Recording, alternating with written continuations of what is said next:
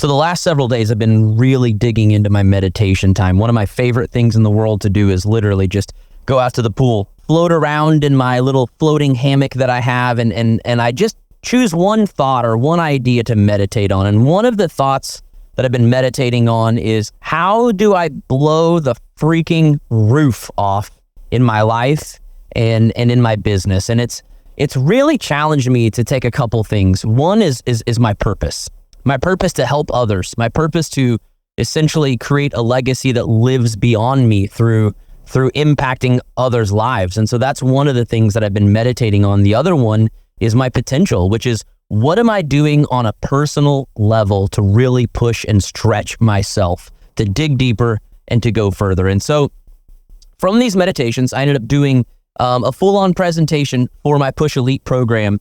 And it was kind of one of those things where I was like, this is a message for my clients, but this is also a message for the world that I wanted to pass on to you. So we took the call, split it into 2 parts so that you don't have to try to listen to 45 minutes all at once. So we're going to do a part 1 where we're going to talk about purpose, and a part 2 where we're going to talk about potential. And I really want you to just challenge yourself with this question that I've been challenging myself with, which is, how do I blow the freaking roof off?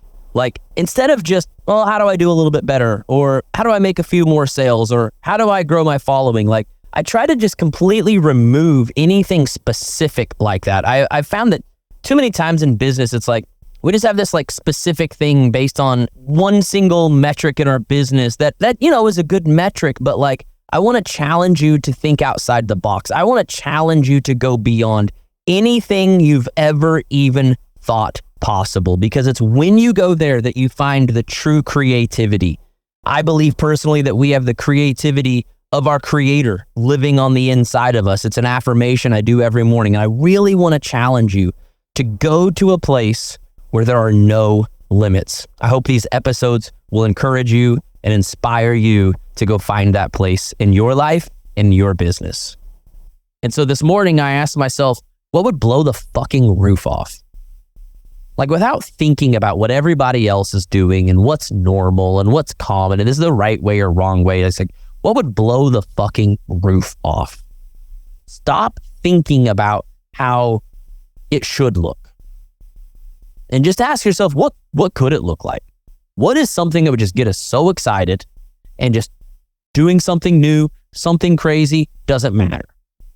And there's not always an exact or immediate answer to the question.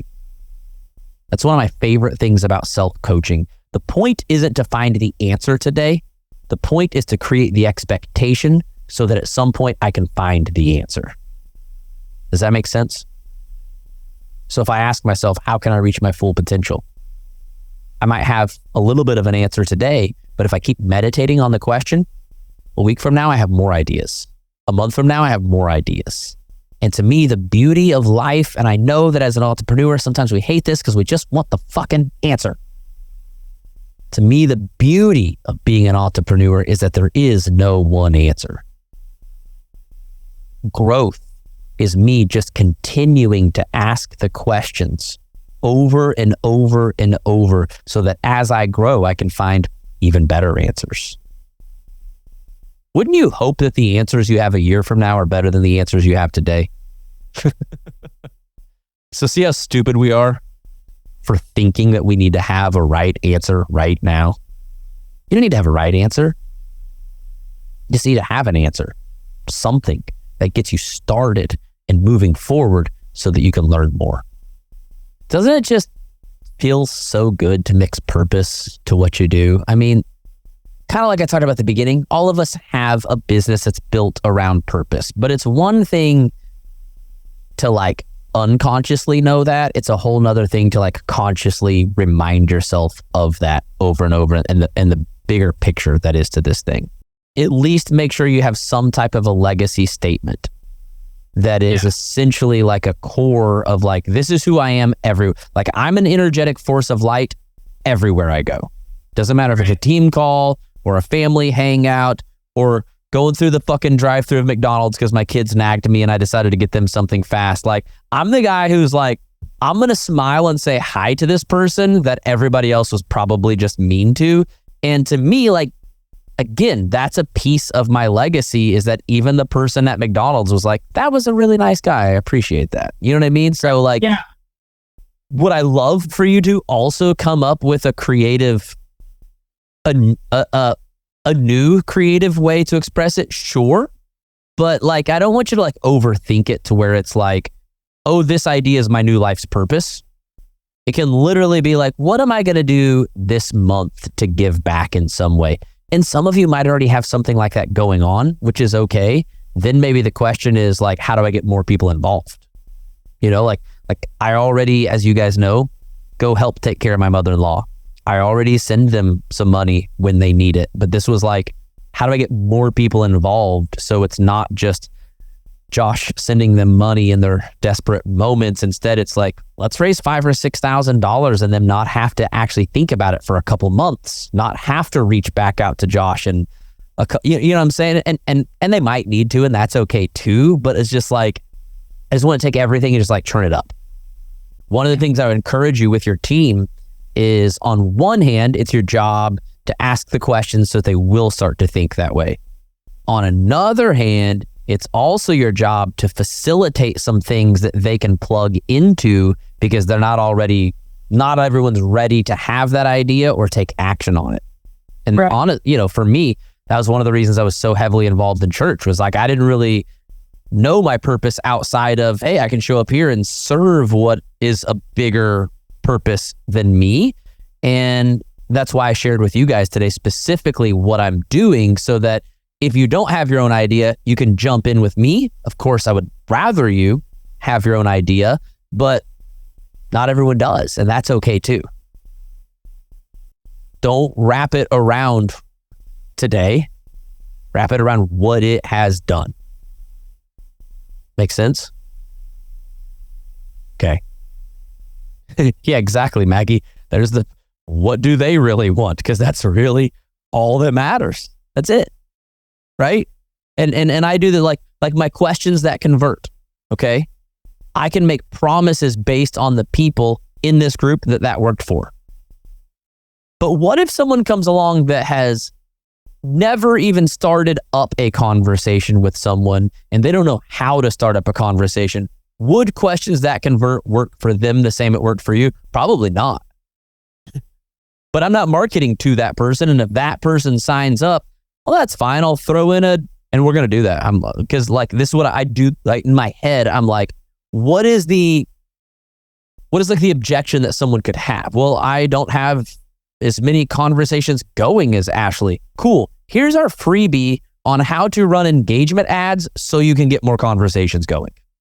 Like, so boom, there you go. Now you can have the same conversations if you're willing to do that. Natalie, I need that freebie. Cool. We'll throw it in there for you. I think it's already in your library, but I'll double check with Michelle and make sure it's in your guys' library, because we do have like a really simple training. I've done it a couple times. Annie's also done it a couple times, where literally you just take picture of yourself with a motivational quote and you just run it towards your most ideal audience and just collect likes on it so that you have new people to talk to. It almost always also leads to like a certain percentage of them following you.